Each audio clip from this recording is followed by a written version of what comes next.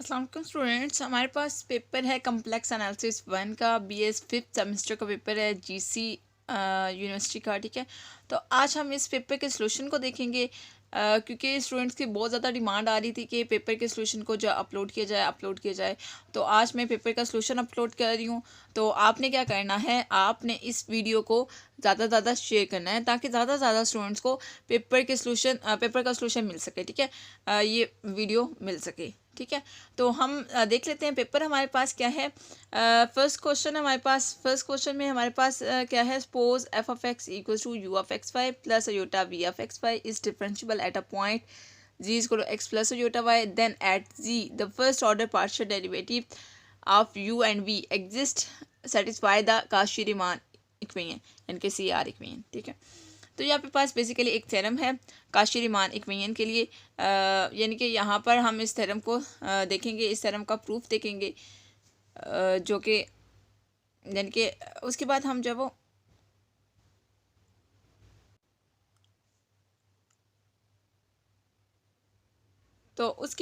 वो second question की तरफ मूव करेंगे। सेकंड क्वेश्चन हमारे पास क्या है, discuss the continuity of the function f of x equals to argument of iota z at z not equals to iota. तो हम इसके बाद सेकंड क्वेश्चन की तरफ मूव करेंगे कि सेकंड क्वेश्चन में कंटिन्यूटी आती है या डिसकंटिन्यूटी आती है, क्या आता है वो हम डिस्कस करेंगे, यानी कि फंक्शन कंटिन्यूस है या नहीं है इस point z not equals to iota पे। तो यह इसी तरह से हम बारी बारी क्वेश्चंस को डिस्कस करेंगे। सबसे पहले हम क्वेश्चन नंबर 1 की तरफ मूव करते हैं और थ्योरम का प्रूफ देखते हैं। तो थ्योरम को हम देख लेते हैं। थ्योरम हमारे पास क्या है, काशी-रीमान इक्वेशन है। सपोज आपके पास f of z equal u of x y plus iota v of x y is differentiable at a point z equals to x plus iota y, then at z the first order partial derivative of u and v exist and satisfy the Cauchy Riemann equation. This one is called CR equation या Cauchy Riemann equation. ठीक है, तो ये हमारे पास basically क्या है, एक theorem है। थ्योरम के प्रूफ को स्टार्ट करने से पहले एक चीज़ आपको बताऊं कि प्लीज़ मेरे चैनल को लाइक करें, सब्सक्राइब करें और शेयर मस्त करें ताकि ज़्यादा से ज़्यादा स्टूडेंट्स को इस पेपर का सॉल्यूशन मिल सके। तो प्रूफ हमारे पास क्या है, सबसे पहले हम derivative of f at z is given by, हम एफ का डेरिवेटिव लेंगे एट जी पे, तो ये हमारे पास आ जाएगा। उसके बाद हम क्या करते हैं, एफ ऑफ जी को हम लेते हैं, एफ ऑफ जी इक्वल होता है u of x y plus iota v f x y and delta z किसके इक्वल होता है, delta x plus iota delta y के। ठीक है, अब जहाँ जहाँ पे हमारे पास क्या आ रहा था, जहाँ जहाँ पे एफ ऑफ जी है वहाँ पर u of x y plus iota v of x y put कर दिया, और जहाँ पे डेल्टा जी है वहाँ पर delta x plus iota delta y put कर दिया, तो ये वाली सारी टर्म बन जाएगी। यहाँ पर मैं ज़्यादा डिटेल में नहीं जाऊँगी क्योंकि हम पेपर का सॉल्यूशन देख रहे हैं, तो जस्ट मैं पेपर के सॉल्यूशन की तरफ ही फोकस करूँगी। तो नेक्स्ट टर्म में हम देखें, सिंस द लिमिट टू, जो सेकेंड इक्वेशन की लिमिट है is assume to exist delta z can approaches zero. Delta z किसको अप्रोच कर रहा है, ज़ीरो को अप्रोच कर रहा है फ्रॉम एनी डायरेक्शन, कोई किसी भी डायरेक्शन में। तो आपके पास क्या आ जाएगा, डेल्टा जी अगर ज़ीरो को अप्रोच कर रहा है तो delta y equals to zero and delta z equals to zero x हो जाएगा। जहाँ जहाँ पे डेल्टा जी है वहाँ पर आप डेल्टा एक्स बेसिकली कर देंगे, या आप कह रहे हैं कि डेल्टा वाई की जगह आप ज़ीरो पुट करें, तो बाकी आपके पास डेल्टा एक्स ही बच जाता है। ठीक है, तो ये वाली सारी टर्म आ जाएगी। इस टर्म में आप पुट करेंगे, ये वाली जो टर्म है इसमें पुट करेंगे तो आपके पास ये वाली सारी टर्म आ जाएगी। यहाँ से आप क्या करेंगे, लिमिट को सेपरेट कर लेंगे, अयोटा वाली पार्ट का लिमिट सेपरेट करेंगे, यानी कि रियल पार्ट का अलग से और इमेजिनरी पार्ट का अलग से। जो अयोटा वाली टर्म है वो क्या होती है, इमेजिनरी पार्ट होता है। ठीक है, तो यहाँ तक आपने कर लिया। उसके बाद आपने क्या करना है, the existence f prime of z implies that equation each limit in equation 4 में एग्जिस्ट कर रही है। दीज लिमिट्स आर, ये जो लिमिट्स हैं, the definition of first order partial derivative with respect to x of u and v respectively, hence we shown to things, हमने दो चीज़ें शो करवानी है, partial u by partial x and partial v by partial x exist at point z and that the derivative of f is. तो अगर हमारे पास ये दोनों एग्जिस्ट करते हैं, लिमिट हमारे पास इस तरह से हैं, और अगर ये दोनों एग्जिस्ट करते हैं और इनका डेरिवेटिव किस तरह से आएगा, f prime of z equal to partial u by partial x plus iota partial v by partial x. तो पहले देखिए हमने डेल्टा एक्स पुट किया था, डेल्टा जी की जगह डेल्टा एक्स पुट किया था और डेल्टा वाई जो है इक्वल्स टू 0 पुट किया था। अब हम डेल्टा एक्स को 0 पुट करते हैं और डेल्टा जी इक्वल पुट करते हैं अयोटा डेल्टा के। तो जहाँ जहाँ पे जब वो डेल्टा एक्स था वहाँ पे 0 पुट कर दिया और जहाँ पे डेल्टा जी था वहाँ पे अयोटा डेल्टा वाई पुट कर दिया, तो आपके पास ये वाली फॉर्म बन जाएगी। इसको आप क्या करेंगे, d partial u by partial y और partial v by partial y की फॉर्म में आपने शो करवाना है। तो एफ प्राइम ऑफ जी किसके इक्वल आ जाएगा, minus iota partial u by partial y plus iota plus partial v by partial partial y. ठीक है, अब यहाँ पर एक इक्वेशन बन गया है, दैट इज़ इक्वेशन नंबर 7, और इससे पीछे आपने एक इक्वेशन बनाई है इक्वेशन नंबर 5। अब इक्वेशन नंबर 7 और इक्वेशन नंबर 5 को इक्वेट करेंगे तो यहाँ से आपके पास जो है वो सी आर इक्वेशन बन जाएगी। सी आर इक्वेशन आपके पास आ जाएगी और यही इक्वेशन आपने बतानी थी। ठीक है, यही आपने प्रूव करना था। ठीक है, तो सी आर इक्वेशन यानी कि काशी-रीमान इक्वेशन। अब हम अपने नेक्स्ट क्वेश्चन की तरफ मूव करते हैं। नेक्स्ट क्वेश्चन में हम कंटिन्यूटी को डिस्कस करेंगे।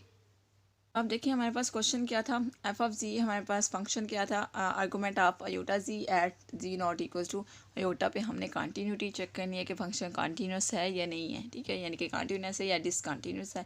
तो सबसे पहले हम फंक्शन में डायरेक्ट जब वो पुट कर देते हैं ये पॉइंट अयोटा। ठीक है, यानी कि जी की जगह हमने क्या पुट कर देना, अयोटा पुट कर देना। तो एफ ऑफ अयोटा किसके इक्वल आ जाएगा, argument of iota into iota, यानी कि आर्गूमेंट ऑफ अयोटास के, आर्गूमेंट ऑफ अयोटास के क्या आएगा, आर्गूमेंट ऑफ -1। आर्गूमेंट ऑफ -1 का आंसर क्या आ जाएगा, पाई आ जाएगा। तो ये आपके पास यानी कि एफ ऑफ अयोटा का आंसर आ गया पाई। तो ये आपके पास इक्वेशन नंबर 1 बन गई। अब हम क्या करते हैं, अब हम लिमिट अप्लाई कर देते हैं। एक तो हमने फंक्शन की देखिए कंटिन्यूटी के लिए कंडीशन क्या होती है कि आपके पास लिमिट हो z approaches to z naught f of z equal किसके आना चाहिए, एफ ऑफ जी नॉट के, तो फंक्शन कंटिन्यूस होगा। अब हमने ये वाली कंडीशन लगा दी, अब ये वाली कंडीशन लगाते हैं लिमिट वाली। तो लिमिट अप्लाई करते हैं आर्गूमेंट ऑफ अयोटा जी पे। जी की जगह हमने क्या पुट कर दिया, आर ई रेस पर अयोटा थीटा पुट कर दिया। अब अगर थीटा को हम लेते हैं कि थीटा क्या है, जो हमारे पास यूनिट सर्कल है वो क्या है, आपके पास फर्स्ट क्वाड्रेंट में है। ठीक है, z approaches to iota along unit circle in first quadrant. अगर फर्स्ट क्वाड्रेंट में है तो हमारे पास एंगल क्या बनेगा, π/2 बनेगा। ठीक है, तो जब π/2 बनेगा तो हमारे पास आंसर क्या आ जाएगा, यानी कि लिमिट का आंसर क्या आ जाएगा, पाई आ जाएगा। ये तो हमारे पास एक पॉसिबिलिटी होगी, क्योंकि हम खुद से पॉसिबिलिटीज़ लगा रहे हैं। तो एक और पॉसिबिलिटी चेक कर लेते हैं। अगर तो लिमिट का आंसर जब वो इक्वल आता है, यानी कि लिमिट का आंसर यूनिक आता है, तो हम कहते हैं कि ये जो फंक्शन है उस पॉइंट पे यानी कि पॉइंट अयोटा पे कंटिन्यूस है। लेकिन अगर लिमिट यूनिक नहीं आती तो फिर ये कंटिन्यूस नहीं होगा। आप देखें जी अप्रोच कर रहा है iota along the unit circle in the second quadrant. अगर जो है वो अगर सेकंड क्वाड्रेंट में जो है वो लाई कर रहा है, तो देन हमारे पास एंगल क्या बनेगा, थीटा जो होगा, थीटा क्या बनेगा, -π/2 बन जाएगा। ठीक है, तो इसके अकॉर्डिंग आपके पास लिमिट का आंसर क्या आ जाएगा, 0 आ जाएगा। तो अब देखिए इक्वेशन नंबर 3 है ये, और पहले हमारे पास इक्वेशन नंबर 2 आई थी। इक्वेशन नंबर 2 में हमारे पास लिमिट का आंसर पाई आया था, इक्वेशन नंबर 3 में 0 आया है। तो यानी कि इक्वेशन नंबर 2 और 3 का आंसर जब वो लिमिट यानी कि डज नॉट एग्जिस्ट, यानी कि लिमिट का आंसर यूनिक नहीं आ रहा, तो the function f of z is continuous at z equals to iota. तो फंक्शन आपके पास क्या है, डिसकंटिन्यूस है जी इक्वल्स टू अयोटा पे। अब हम अपने नेक्स्ट क्वेश्चन की तरफ मूव करते हैं। नेक्स्ट हमारे पास क्वेश्चन क्या है, देखिए question number 2 part number b है, discuss the differentiability and analyticity of the function. इस फंक्शन की हमने डिफरेंशियबिलिटी और एनालिटिसिटी डिस्कस करनी है। ठीक है, और इसी तरह से क्वेश्चन नंबर 3 क्या है हमारे पास, फाइंड द हार्मोनिक कॉन्जुगेट। हमने हार्मोनिक कॉन्जुगेट फाइंड करना है of u and if v of x y equals to this one. ये आपके पास जो फंक्शन है ये हार्मोनिक है, यानी कि वी ऑफ एक्स वाई जो है ये हमें अब पता है ये हार्मोनिक है। अगर हार्मोनिक ना पता हो तो सबसे पहले हम फंक्शन को हार्मोनिक चेक करते हैं, उसके बाद हम इसका हार्मोनिक कॉन्जुगेट फाइंड आउट करते हैं। अब यहाँ पर वी ऑफ एक्स वाई हमें गिवन है, हमने u of x y find out करना है, जो कि क्या होगा, हार्मोनिक कॉन्जुगेट होगा वी ऑफ एक्स वाई का। तो सबसे पहले हम question number 2 part number B की तरफ मूव करते हैं, जहाँ पर हमने डिफरेंशियबिलिटी और एनालिटिसिटी डिस्कस करनी है फंक्शन की। ठीक है, तो देखिए आपके पास क्वेश्चन क्या है, show that the function this one f of z equals to 2x² plus y plus iota into y square minus x is not analytic at any point. यानी कि यहाँ पे हमें एनालिटिसिटी और डिफरेंशियबिलिटी चेक करनी थी। अगर फंक्शन एनालिटिक हो जाए तो वो डिफरेंशिएबल मस्ट होगा। तो सबसे पहले हम एनालिटिसिटी की तरफ मूव करते हैं। एनालिटिसिटी के लिए हम सी आर इक्वेशन को चेक कर लेते हैं। अगर सी आर इक्वेशन सेटिस्फाई करती है तो फंक्शन एनालिटिक होगा, ठीक है। तो अब देखिए हमने फंक्शन यहाँ पर हमने यू ऑफ एक्स वाई को अलग कर लिया। यू ऑफ एक्स यानी कि रियल पार्ट को हम यू ऑफ एक्स वाई से डिनोट कर रहे हैं और इमेजिनरी पार्ट को वी से, ठीक है। तो u of x y equals to 2x के plus y and v of x y equals to y के माइनस एक्स।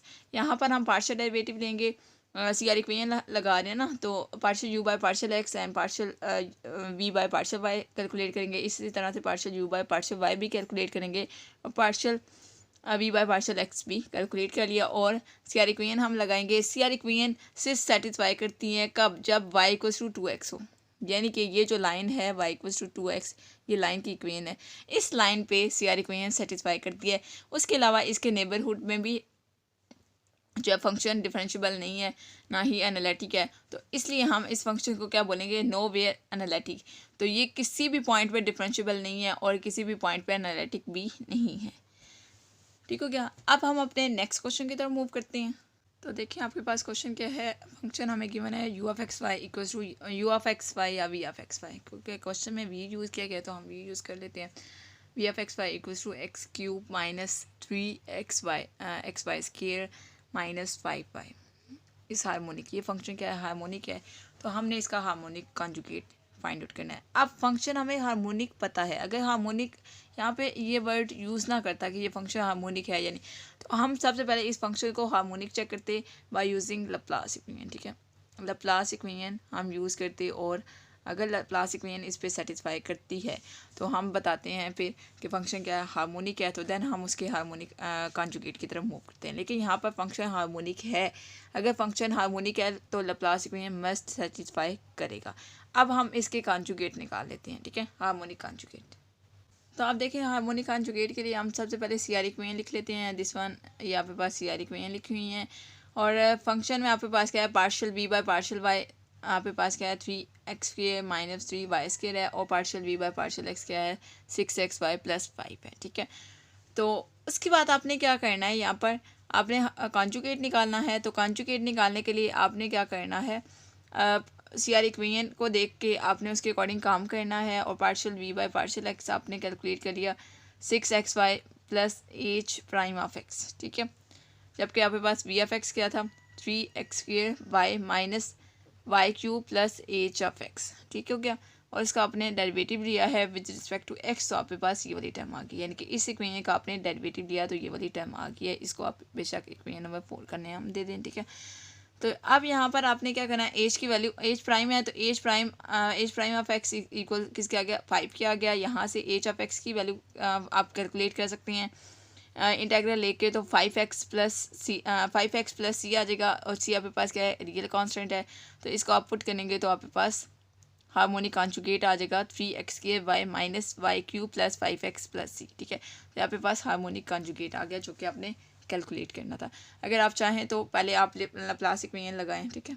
लैप्लास इक्वेशन लगा के प्रॉपर उसको जो वेरीफाई कर लें, उसके बाद आप जो वो इसके कॉन्जुगेट भी निकाल सकते हैं, कोई मसला नहीं है। वैसे क्वेश्चन में हमें गिवन है, क्वेश्चन में ये स्टेटमेंट में था कि जो फंक्शन है आपके पास हार्मोनिक है, ठीक है। इस बात की वेरिफिकेशन थी हमें, तो इसलिए हमने जस्ट यहाँ पे हार्मोनिक कॉन्जुगेट फाइंड आउट करने थे, ठीक है। तो देखिए नेक्स्ट हमारे पास क्वेश्चन नंबर 4 है। Question number 4 part number a है। Question number 4 part number a का जस्ट मैं हिंट दूंगी, ठीक है। हिंट मीन्स कि इसी से मिलता जुलता मैं आपको क्वेश्चन बताऊंगी और आपने सेम प्रोसीजर करना है और इस क्वेश्चन को मतलब सॉल्व कर लेना है, ठीक है, खुद से। और question number 4 part number B में आपको नहीं करवा रही, ये बहुत ईजी सा क्वेश्चन है। आपने यहाँ पे zeros and order of poles निकालने हैं, ठीक है। तो ये आप लोग खुद निकालेंगे। आपके पास जो यहाँ पे क्वेश्चन है वो क्या है? ई रेज़्ड पावर जी ओवर जी स्क्वायर है। तो इसके आपने जीरोस एंड पोल्स खुद निकालने हैं, तो ये आप खुद करेंगे।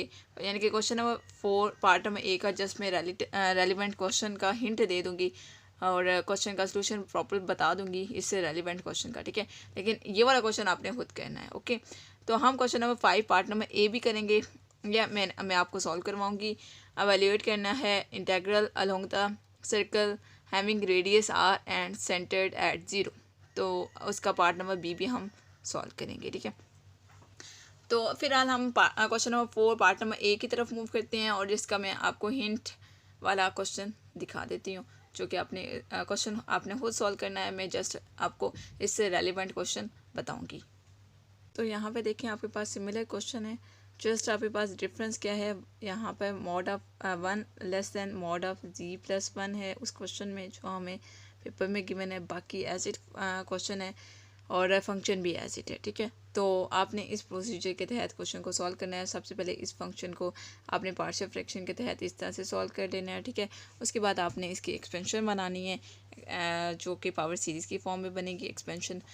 तो आपको मैं इस तरह से सॉल्यूशन दिखा रही हूँ इस क्वेश्चन का। ठीक है, और जो आपके पास क्वेश्चन पेपर में है क्वेश्चन, वो आपने खुद सॉल्व करना है। ठीक है, और जब आप पार्शियल फ्रैक्शन करेंगे तो 2 पार्ट आएंगे। तो फर्स्ट पार्ट की आपने एक्सपेंशन देख लिया, सेकंड पार्ट की एक्सपेंशन करेंगे तो आपके पास कुछ एक्सपेंशन आएगी और ये आपके पास क्वेश्चन का यानी कि प्रूफ हो जाएगा। यानी कि ये आपके पास क्वेश्चन जो है बेसिकली लॉरेंट एक्सपेंशन का क्वेश्चन है।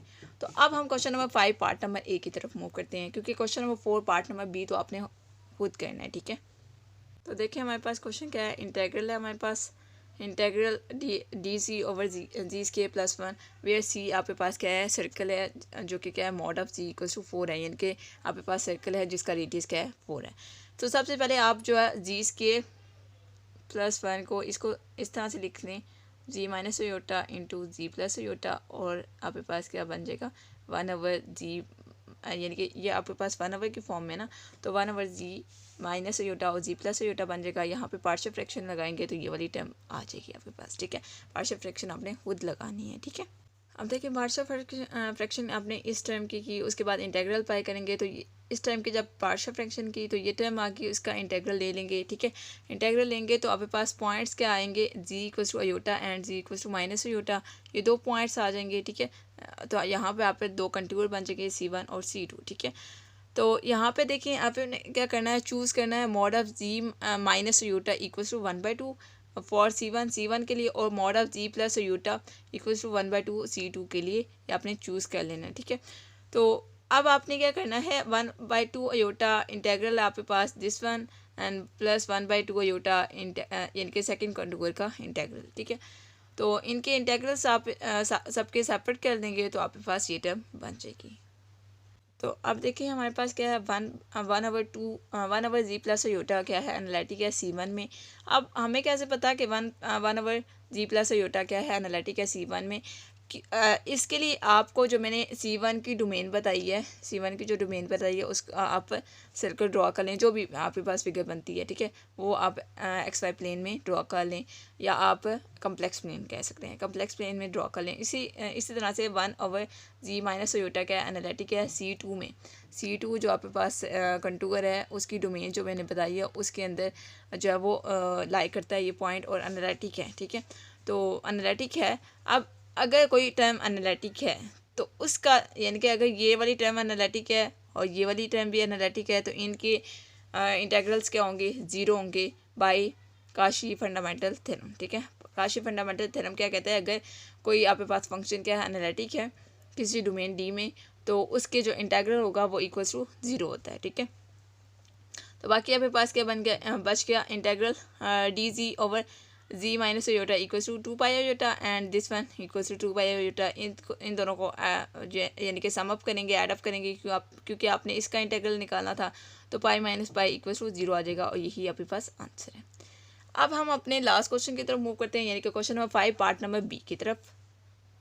तो देखें स्टूडेंट्स, हमारे पास लास्ट क्वेश्चन है, question number 5 part number B. ठीक है, तो इस पेपर का लास्ट क्वेश्चन है। क्वेश्चन हमारे पास क्या है, find the upper bound for the absolute value of this one. Integral है हमारे पास ई रेज़ पास z over z square plus 1 d z along the circle. Circle आपके पास क्या है, mod of z equals to 5। ठीक है, तो इस सर्कल का यानी कि आपने क्या करना है, इस इंटेग्रल और इस सर्कल को यूज़ करते हुए आपने अपर बाउंड फाइंड आउट करनी है। ठीक है, एब्सोल्यूट वैल्यूज़ बेसिकली फाइंड करनी है। तो यहाँ पर क्या लगेगा, आपके पास ML इनइक्वालिटी लगेगी, क्योंकि आपके पास ML इनइक्वालिटी क्या होती है, एब्सोल्यूट वैल्यू होती है। ठीक है, तो सोल्यूशन स्टार्ट करने से पहले एक चीज़ आपको बताऊं कि मेरे चैनल को लाइक करें, सब्सक्राइब करें और शेयर मस्ट करें ताकि ज़्यादा से ज़्यादा स्टूडेंट्स को इस पेपर का सोल्यूशन मिल सके। तो सबसे पहले हम लेंथ कैलकुलेट कर लेते हैं, क्योंकि आपके पास दिस वन या आपके पास एम एल इनइक्वालिटी होती है। यहाँ पर हमें एम और एल की वैल्यू चाहिए होती है। L stand for length. Length आपके पास क्या निकली है? लेंथ आपके पास क्या निकली है? 10 पाई। और एम आप कैलकुलेट करेंगे तो आपने ये जो फंक्शन है आपके पास क्या है? ई रेज़ पावर जी ओवर जी के प्लस 1। इसका आपने मॉड ले लिया, मॉड को सेपरेट करेंगे। आपके पास क्या है? ई रेज़ पावर जी है। ई रेज़ पावर जी का जो मॉड है, ई रेज़ पावर जी इक्वल होगा ई रेज़ पावर एक्स के। यहाँ पर आपके पास वैल्यू क्या है? 5 की मैंने, तो एक्स की वैल्यू क्या है? 5 है, तो ई रेज़ पावर 5 आ जाएगा। और divided by mod of z की वैल्यू क्या है? 5 है। और mod of z whole square की वैल्यू क्या आ जाएगी? 5 का स्क्वायर यानी कि 25 आ जाएगी। 25 माइनस 1 करेंगे तो 24 आ जाएगा। तो ये आपके पास m की वैल्यू आ गई। और m और l की वैल्यूज जो वो मल्टीप्लाई होंगी। तो ई रेज़ पावर 5 ओवर 25 मल्टीप्लाई होगा 10 पाई से, तो कैंसिल आउट होगा। तो आपके पास 5 पाई ई रेज़ पावर 5 ओवर 12 आ जाएगा। और यही आपके पास आंसर है। आई होप स्टूडेंट्स कि आपको वीडियो लेक्चर अच्छा लगा होगा, पेपर का सोल्यूशन आप अच्छा लगा होगा। ठीक है, कोई भी चीज़ अगर समझ नहीं आती तो आप मुझसे पूछ सकते हैं, और एक बार मैं आपको पेपर भी दिखा देती हूँ फाइनली।